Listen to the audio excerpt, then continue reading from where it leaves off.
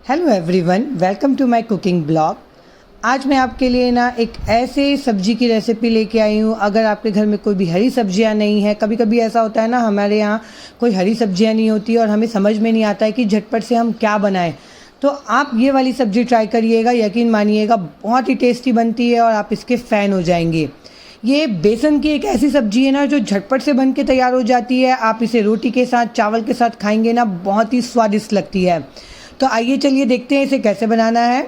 इसके लिए सबसे पहले मैंने ना यहाँ पे कुछ कटिंग और चॉपिंग कर ली है। तो यहाँ पे सबसे पहले मैंने यहाँ पे एक मीडियम साइज़ का प्याज लिया है और इस प्याज को ना बारीक बारीक हम कट कर लेंगे। ध्यान रखिएगा, सारी चीज़ों को ना बारीक बारीक ही चॉप करना है यहाँ पे।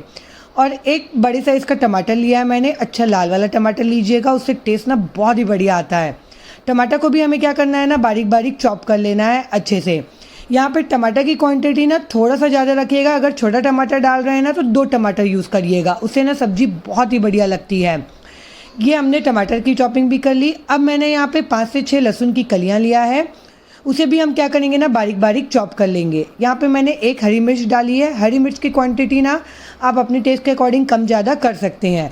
थोड़ा तेज़ खाते हो तो डालिएगा, बहुत ही बढ़िया लगता है। अब मैंने 1 मुट्ठी के करीब हरी धनिया लिया है, जिसका डंठल पार्ट मैं अलग से कट कर रही हूँ और पत्ती का पार्ट मैं अलग से कट करूँगी। यहाँ पे ना डंठल बहुत ही बढ़िया लगता है। मैं जैसे कि हर रेसिपी में आपको बताती हूँ कि ना धनिया का डंठल ज़रूर डालिएगा, बहुत ही टेस्टी लगती है ये। तो धनिया को भी ना हमें बारीक बारीक चॉप कर लेना है। अब मैंने यहाँ पे लिया है आधा कप बेसन।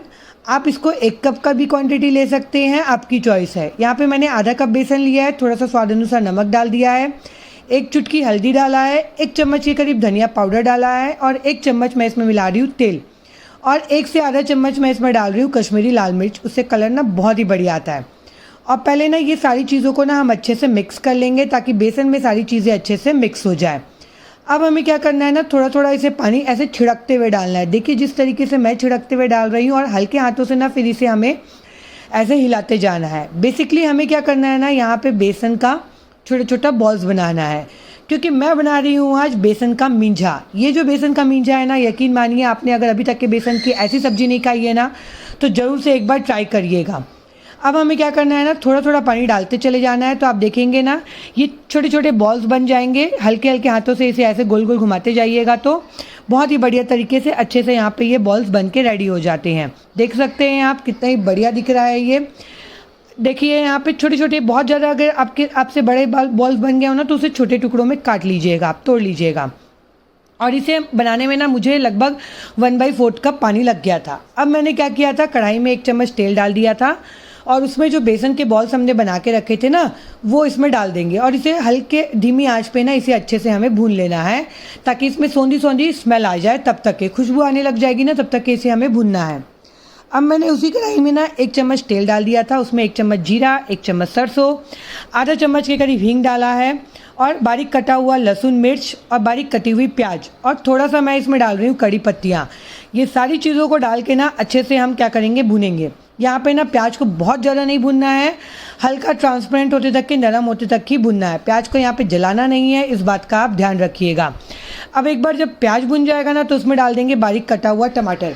टमाटर डालने के बाद ना हम सारी चीज़ों को अच्छे से मिक्स कर लेंगे और टमाटर को यहाँ पे ना अच्छे से हमें पकाना है। अब इसमें डाल रही हूँ मैं 1 चम्मच नमक, 1/4 चम्मच हल्दी पाउडर और 1 चम्मच मैं डाल रही हूँ धनिया पाउडर, और आधा चम्मच के करीब डाल रही हूँ कश्मीरी लाल मिर्च।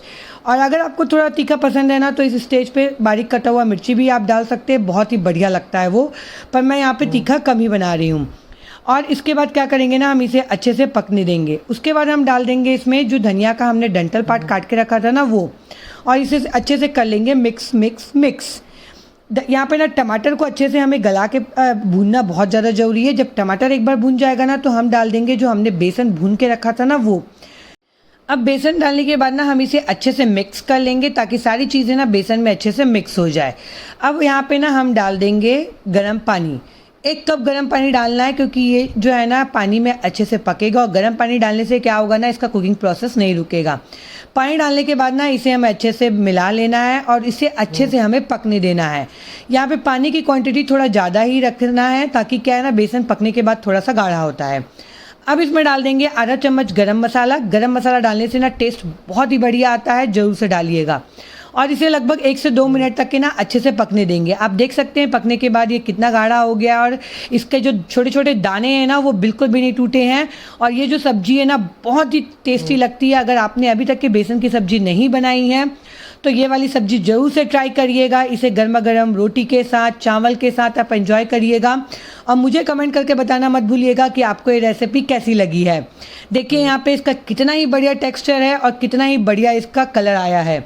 तो अगर आपको मेरी रेसिपीज़ अच्छी लगती है ना तो प्लीज़ मुझे कमेंट करके ज़रूर बताइएगा अगर आप ट्राई करते हैं तो। और बस इसे आप सर्व करिए गर्मा गर्म। ये जो सब्जी है ना आप गरम गरम खाएंगे ना तो ही इसका टेस्ट बहुत ही बढ़िया आता है। अगर आपको लग रहा है स्टेज पे थोड़ी गाढ़ी हो गई है तो आप गर्म पानी इसमें डाल सकते हैं। देखिए हमारी टेस्टी चटपटी बेसन की सब्जी रेडी है। आपको मेरी रेसिपीज़ अच्छी लगती है तो प्लीज़ मेरे चैनल को लाइक करिए, सब्सक्राइब करिए। मैं मिलती हूँ आपको अपने अगले